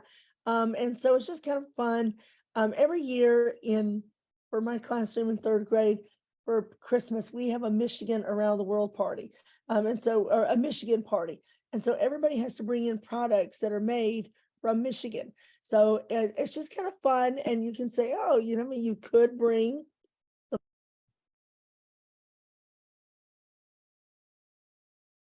Joy, you're on mute. I'm sorry, I just clicked myself on mute. One of the things that a lot of kids now we're from Holland, okay? So a lot of people know about Heinz pickles, but they don't know as much about Vlasic pickles. So I think that's one thing that they're like, oh my goodness, I didn't even know there were Vlasic pickles. And I'm like, oh yeah. So it's just fun to check out some of those products as well. There's two Better Made chips and also Great Lake chips. So Great Lakes chips is from Traverse City, Michigan. And that's also just a really cool from Michigan. Again, you can find their products here, but you can also find their story. And I love some of these are more user friendly, but it just tells you a little bit about how they got made. Some of these other videos that can, the choice, where they get their potatoes from, the production piece of it. But who doesn't love a good chip? And especially the Great Lakes chip, and their barbecue cherry ones are good, but I'm just telling you, they're a little on the spicy side, but love them. They're my favorite. This is Now you can go, this is from this website again. So just know that this is the third article that we're seeing from that website from earlier. And so this is that article this is Jiffy Mix. They're from Chelsea, Michigan. So this is going to go right back to that article, and the one that you will click on, and it will read it to you as well. You can go to their website as well and find out some other things. And I want to say that Jiffy Mix might be in my open book a little bit too. And of course, I'm going to have the wheel of death right now on this stinking computer. But anyway, that's about Jiffy and about their how they got their start. And they don't only just make corn muffins, but they make like blueberry muffins and cherry muffins and just different things like that. But that is also a product that is made in Michigan. So again, my computer is dying on me or not wanting to work with me. So anyway, but that's in Chelsea, Michigan. Another way that you can show just where is Chelsea, Michigan. Might pop up again. We'll come back to it. Now, again, who doesn't want to like these products right here? Okay, so you've got Hudsonville, and you also have Little Caesar and Cars Nuts, but Hudsonville ice cream, we're going to click on here for just a moment because who doesn't love ice cream? It started out in Hudsonville, but the company now, the manufacturing department is really, they expanded and they are actually in Holland. So, and just how they've expanded, you can talk about marketing with some of those things as well. And of course, none of this is going to work right now. And of course, I have Little Caesars Pizza. It's in Detroit, Michigan. How they got their start, and that piece of it as well. Their Little Caesar story, and a lot of people can relate to that because they've eaten Little Caesars or heard about it. And then the Cars Nuts is a story that's made in Detroit, Michigan. Why do I have that? I'm gonna have to double check this website and see if I put the wrong one in here. But well, none of it's working, so who cares, But anyway, these are the products that I thought you could go with the car and things like this, but third graders don't drive cars, you know what I mean? Third graders, like ice cream, third graders like pizza, and third graders like snacks, so there's always different perspectives and different ways to go about this. But I always just bring it back to, what would I have liked as a third grader? What would my kids like? How does it appeal to them? So I'm sorry that I'm having so many computer issues tonight, but again, I'm going to double check that one link, but we will, Lindsay, do you have access to this, Lindsay? Yeah. All right, all right, so I'm just I'll play around with this, and then if we can, I just want to check that one link there to see if I didn't put the wrong link in there to that. But and they had different varieties of that too, and I thought that's interesting. I mean, I've had those snacks. We have those at PD meetings, and never knew they were from Michigan. So I learned something too about this. So yeah. Anyway, we'll try to put that in the link as well. But do you all have any questions? Of course. Not a question, a comment. We did the same thing this year. Actually, I stole everything that I did this year from my partner teacher because I've never taught third grade, but she does for Michigan's birthday. We had a Michigan's birthday party. And so one other Michigan made product, I don't know if you all eat them over there on the west side, but Kogel hot dogs is like, okay, I yeah. saw that, and I was like, oh my goodness, I totally was gonna put that in there, but I just thought some kids are gonna be like, ew, gross, and I'm just like, oh, No, I'm I even like, showed them how they're made and everything. okay. Because There are I'm in a farming community, so they're totally cool with chopping up cows and pigs. Like it's their life story. So, Hey, but I'll like eat 'em. I brought in a what do you call it, a crock pot, and I boiled hot dogs. And then we had Better Made chips and hot dogs, and we did another local pickle company from Bay City. So we did those. And we did Hudsonville ice cream. So yeah, it was fun. Well, and I love like Burners and Fago is Oh, from yep, there. yep. But their website was not user friendly and their story was like coming soon. So I didn't Oh. add those to it, but I mean, like, we do have burners, and what we've done before, just exposure to some of these products, is we've had vanilla Hudsonville ice cream Yep. and burners Burners. and have like a float. And so that's kind of cool too. And I think Which, Dave, which amusingly is called the Boston Cooler. Go Yeah. figure. I mean, there's like a Dave's Toffee and there's some other things, but their websites are not always, Right. I wish they tell more about their story, but, because I think that piece of it makes it appealing too. And I love, like, I'm gonna, for us, Hudsonville ice cream is in Holland, you know what I mean? And so, if you're living on the East Coast, you know what I mean? Obviously you want to tap into some of those that are closer to your home. And so there's lots of different things, but I just thought, I just wanted to make it, user friendly for the kids. So The other thing I did was I showed a video of Mackinac Island fudge and them making the fudge. And then we have a couple of local shops that carry fresh Mackinac Island fudge.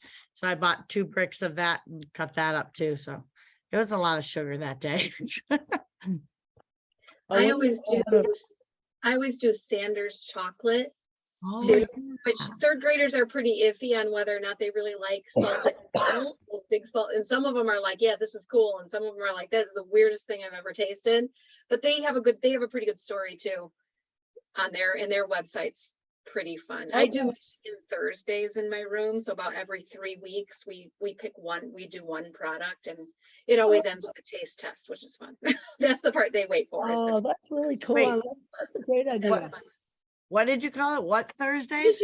Michigan Thursdays, we just call them, and the kids will come in every Thursday and say, is it Michigan Thursday Yeah. today? Nope, I didn't have enough money to do Michigan Thursday. Yeah. Or whatever. Yeah, but I always do Faygo, and I do Sanders chocolate and Better Made chips. And I didn't know Vlasic.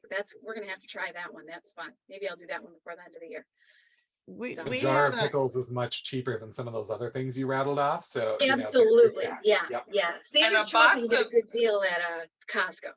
A box of Jiffy Mix is 79 cents too, so. That's true. That is also true. We- Yeah, and I haven't ever done Jiffy either. But We It's had fine. it's called the Farm Lab. So Coleman is an agricultural school. And so we have like an ag ed program. And so we're always we have an actual farm on our school property with cows and chickens and, and everything.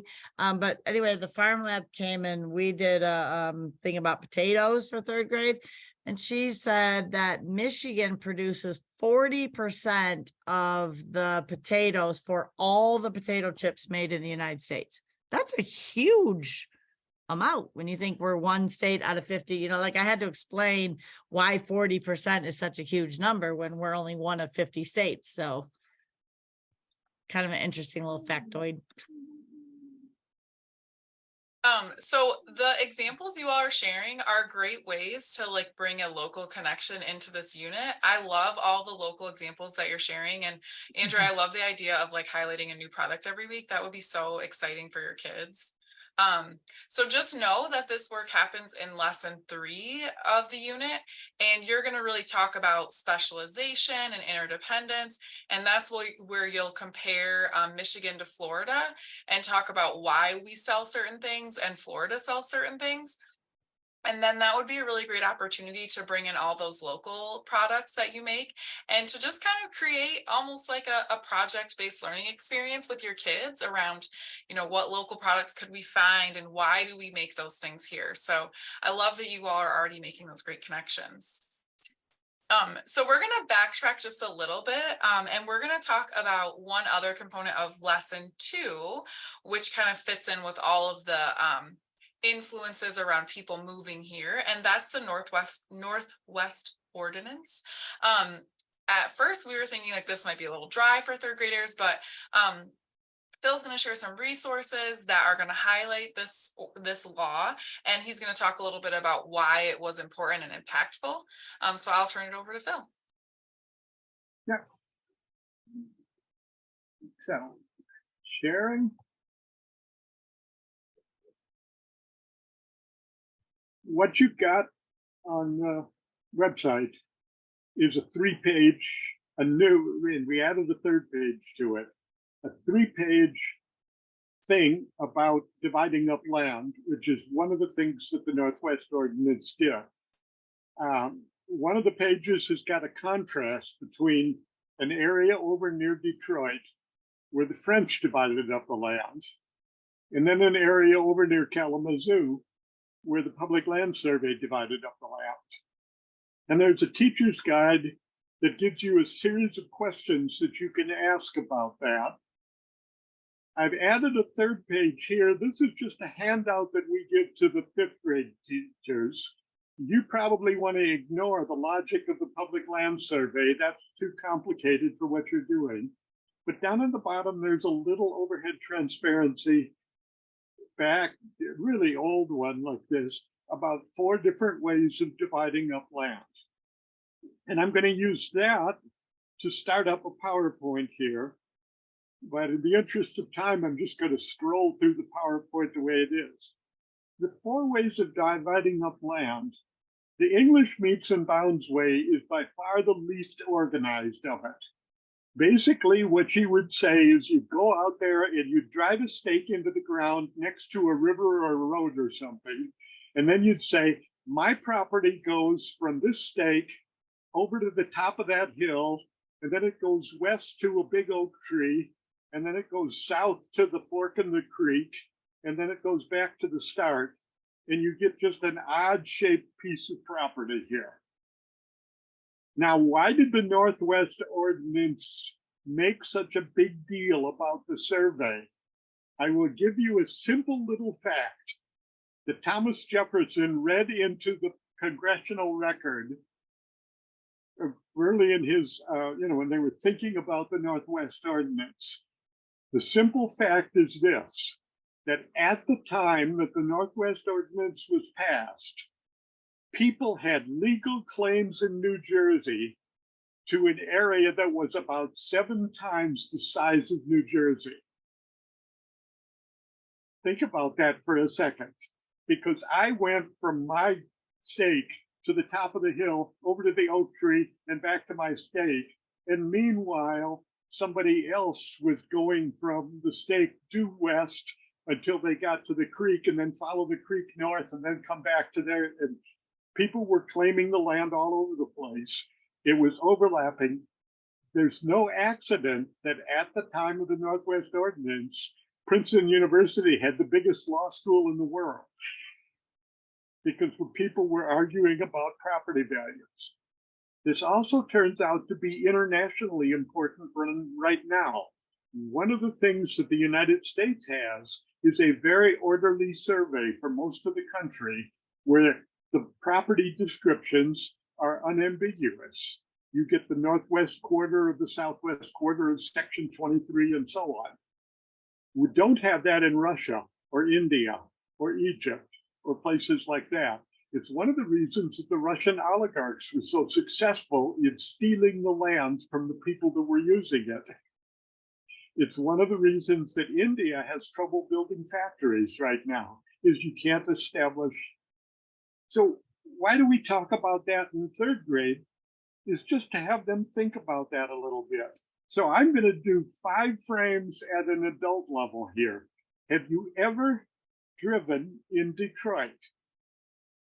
And if you've driven in Detroit, you have probably noticed that there's a place in downtown Detroit where you get lost, right? As you're coming in toward the edge, that is if you're not on the freeways over here, because there's an old French long lot system. And the French system was very simple. Pierre would claim 176 feet along the river, and then that would stretch back. And so the property lines all go back straight from the river over there. And you go a little further and there's property lines going straight back from the river. And you come up here and there's property lines, except right here, there's a conflict building right there. And then the rest of the city is all done on the square. So Detroit has got a real traffic problem and a property claim problem, that all of these places where the old French survey butts up against the public land survey, there's legal questions about who owns the land, really. It costs Detroit a fortune to sort some of these out. And you say, but that's nothing. Take a look at Boston. And Joy was talking about this a little bit earlier because she's got some experience in Boston. But for a little while, I actually lived with a friend over here from WGBH, and we worked in a television studio up here. And that drive took us about 25 minutes. It had 2 U-turns and a rotary in order to get from one place to another. An economist at MIT estimates that the city of Boston spends an average of 22 more minutes in commuting, every worker in the city, than people in other places around, and it costs billions of dollars a year. Then we've got Chicago, which is laid out according to the rectangular survey.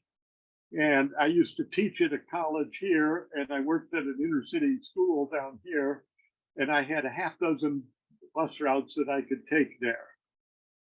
And then we go down to Louisiana, and that's the epitome of the old French system. Well, then I come back to the 2 pictures that I showed you.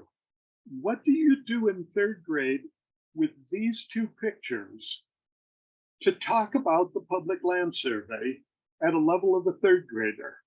And I would ask that they do 3 things. The first thing is, how easy would it be to design a road? Because the roads are perfectly straight over here in the public land survey, but they tend to bend around a little bit in some of these other survey areas. More to the point, the French system is actually, are you waving your hand at me? Oh. The French system is actually better for farmers because you get long, thin farms. You don't have to turn around as much. Your machinery, you've got, it's actually a more efficient place for farmers to be than the public land survey is. So I was saying how good the public land, but it's got some problems with it. The real problem with the public land survey comes when you locate all the houses on it. Because remember, people were allowed, according to the Homestead Act, to claim 160 acres of land. So you wind up having a typical section of land would have 3 or 4 farmhouses on it. Some of these have only 2 on them, but I made another little frame to say that those 2 is because some of the farmhouses have actually been torn out of there as the farms got bigger. Now, all of this is just adult level background for the question that you want to ask the students. And the question that you want to ask the students is, take a look at those 2 maps and tell me which one would be cheaper to deliver mail to.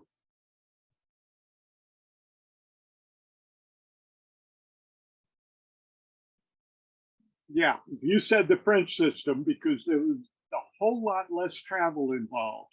Question number 2, which one would be cheaper to maintain the roads in? The French system.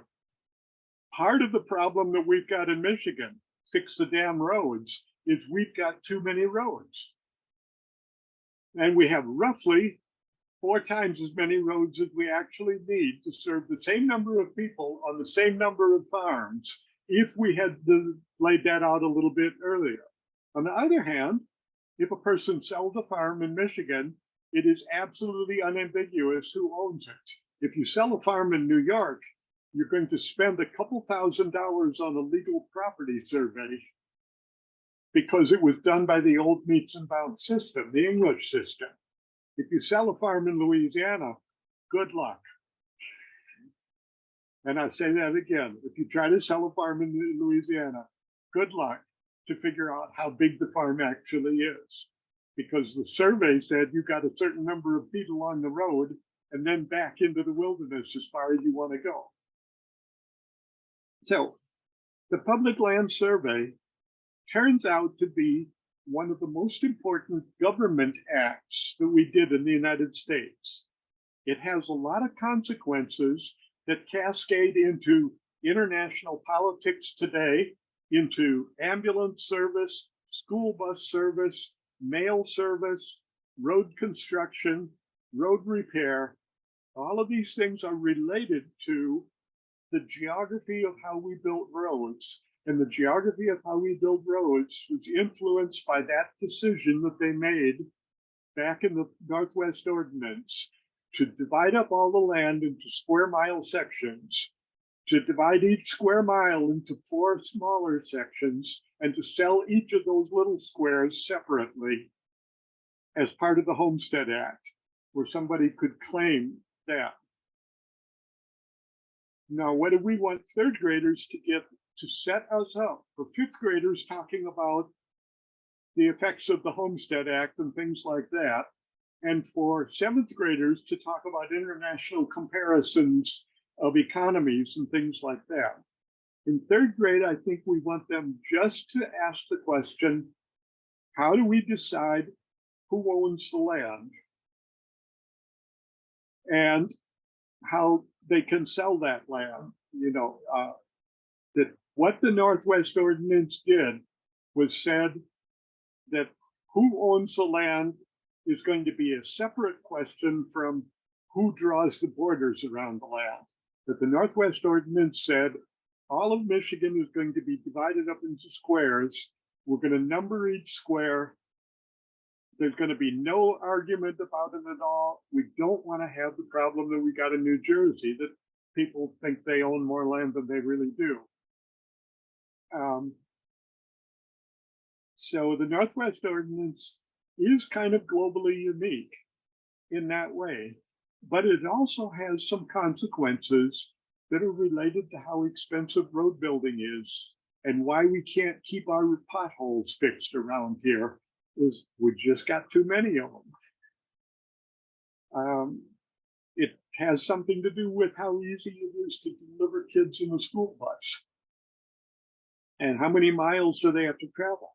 And that means that it's connected with how much energy we use for school buses and for mail service and for ambulances and for things like that.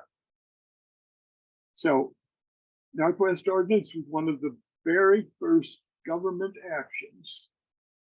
And like a lot of government actions, it has reasons that it was done. It has consequences, both good and bad. And I think that learning that is probably more important than necessarily learning that we have 435 representatives and a bunch of the other facts about government. Like, why do we do something? Why did the Northwest Ordinance come along? And what were some of the effects of it? And in Michigan, we can see the effects in Detroit of 2 different ways of dividing up the land. It's one of the reasons that Detroit is kind of interesting to drive around in. So that is, you know, like 8 minutes of adult and 2 minutes of third grade. I would appreciate any advice as to what materials you might want in addition to these 2 pictures that could talk a little bit about how Michigan got divided up. And what did that mean for somebody coming from Virginia in one of those stories that Joy was showing you? You know, how did the effect of this? Now, one more consequence of this is the effect of the Northwest Ordinance was to make villages like you see in Germany or England or someplace like that very difficult to support because it scattered people around on the land because of the way that land was spread out. Like I say, this is part of the, we're only partly done with it. We could use some advice as to how to proceed from here, what additional materials you might need. And with that, I'll throw the desk open, stop the sharing here if somebody else wants to comment. I just wanted to add on, Phil, to a couple other resources that go along with this activity. Let me pull up the right thing. Okay. So this is lesson 2. And so in the very first part of lesson 2, you can have kids read this article from the Mitten, which does a nice job kind of talking about the Northwest Ordinance. And I'll be honest, I probably wouldn't have kids read this on their own because there are a lot of proper nouns in there that they're going to struggle with or might not have a lot of context around. So this is something you might read together, but it does a good job just like explaining what the Northwest Ordinance was and how it helps us become a state. It also talks about talks a little bit about slavery and how that was impacted by the Northwest Ordinance. And then there's this little infographic, which is okay, that shows how Michigan became a state. So that's one resource connected to that lesson. And then there's also a little cause and effect activity that you can do with kids where they're kind of thinking through how the Northwest Ordinance impacted Michigan. So those are a couple of the lessons that or activities that you'll do prior to the dividing land activity that Phil just mentioned. There's also this early county map activity, which is kind of interesting, where you can look at this. I think this map is really fun to look at, where you can look at this early county map of Michigan and talk a little bit about what they notice. And this is after they've already done some reading around the Northwest Ordinance. So they're going to start to see these kind of square chunks. And then, there's this big space up in northern Michigan that they hadn't divided up yet. So those are some of the things you'll do before you get down here to this dividing land activity set. So any questions there around that? Phil, anything else you wanted to add there? No. Okay. So just 2 more quick points, and then we're gonna just have a share out. So point number 1, there are some assessment resources for Unit 4. Similar to the other units, they're separated by lesson, and you have the freedom to give them all at once at the end of the unit, or you could give each chunk lesson by lesson. The assessments in Unit 4 are pretty short. They just include some short answer and some other type of problems. There's a map activity question in there. Just knowing that in the spring, we're giving our kids so many assessments. We didn't include a huge assessment for Unit 4. Also knowing that Unit 3's assessment included a lot of writing. So Unit 4's assessments are a little bit light, but they are linked at the end of each of the lessons. And then the second point that we wanted to raise was just around government. So 3rd and 4th grade standards overlap a little bit, and we made a decision as a Giants developing team to really prioritize geography in 3rd grade, and then to kind of slide some of the government standards into 4th grade, knowing that it kind of fits in a little bit better with some of their other curricula. And then also knowing that there's a ton of vocabulary that comes along with that. So we don't have a government unit at this time, but we do have lots of places throughout the units where you can kind of weave in the government connections. And that's a place where you really want to lean into My Open Book if you really want to do like a government focused study. My Open Book has some great chapters on government, but just know that the 4th grade Giants units really prioritize the vocabulary and the concepts around government. So any questions about that, or Joy and Phil, anything you wanted to add on to that? No, basically just the presence of the My Open Book kind of talked us into putting that onto the back burner, and then we stayed there for a little bit too long during COVID. So then for our last few minutes, we just wanted to give you the opportunity to provide some feedback to us around the Giants units. So if you go back to the original slide, or slideshow that I shared with you, if you go to slide 16, there's some space there for you to just add some of your ideas around revisions. So what revisions would you like to see, as in changes to the units? What resources would you like more or less of? I did write down that comment that Karen had about looking for some first person accounts around pioneers or people who are working and traveling on the Erie Canal. So I added that question there, but let's just take a couple of minutes. If you have any suggestions for us, now would be a great time for you to just kind of list them there, or if you want to share them verbally, that's fine as well. So we'll just take 2 minutes and then we'll kind of come back together. Were you going to say something, Phil? Oh, yeah. I chased up the Atlas of the Erie Canal that we had a group of teachers do in New York. And I've got it on screen here because we were talking about the possibility of making an Atlas of Michigan. And if we did that, we would join about 20 other states. There's an Atlas of South Carolina, an Atlas of Nebraska that I just got, that teachers have done through their geographic alliances. And if people were interested in a project like that, should just drop me a note saying that. This is a paying project, by the way. I mean, in other words, we would have a grant, we would pay people for their time to sit down and say, you know, what topics would we want to have in an Atlas if we did that. I could show you what the Atlas of the Erie Canal looks like very quickly if you want to see it, or else just write me an email and I'll send you a PowerPoint that shows it. I'm in the same place here that my day started way early this morning because I had to ship off a whole bunch of stuff to the editor at noon, and I needed about 6 hours of work to get that done. So, like I say, if you wanted to glance at it quickly, it's here. If you want to just send me an email on it, we can go that way with it. If you're interested in being part of a project like that, it is on the possible docket for the next couple of years, is to create, you know, a teaching atlas like that. Based on the number of yawns, Phil, I'm gonna say let's let participants reach out via email. Yeah. I'm gonna start yawning too.